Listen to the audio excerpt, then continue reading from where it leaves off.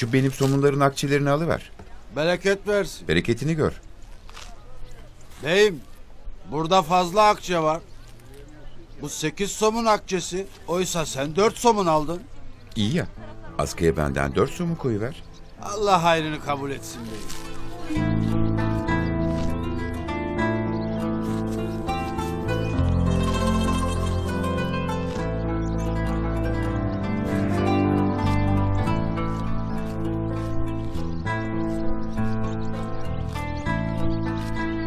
Askıda ekmek, anlatmakla bitmeyecek Osmanlı'nın güzel adetlerinden bir tanesidir.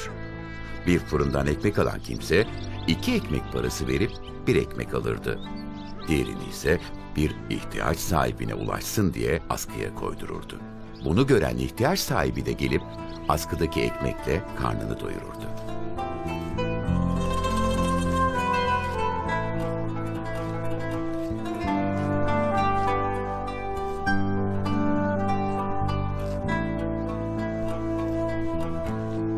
Buyur bacım. Somun mu istedin?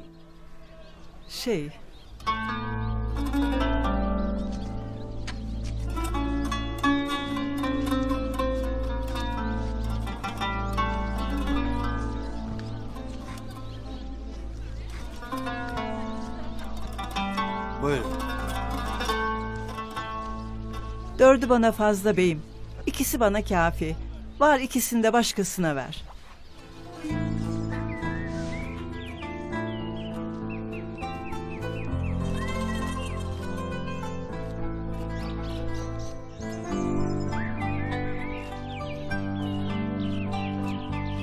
İhtiyaç sahibi kimse de içeri girer, ihtiyacı kadar olan ekmeği alır, ihtiyacından fazlasını aklına dahi getirmeden giderdi.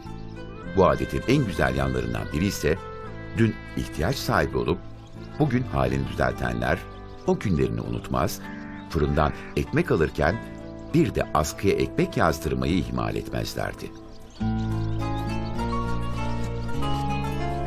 2 somun verir misin beyim?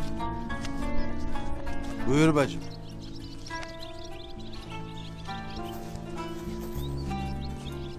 İki somun da askıya koyuverirsin. Allah hayrını kabul etsin bacım.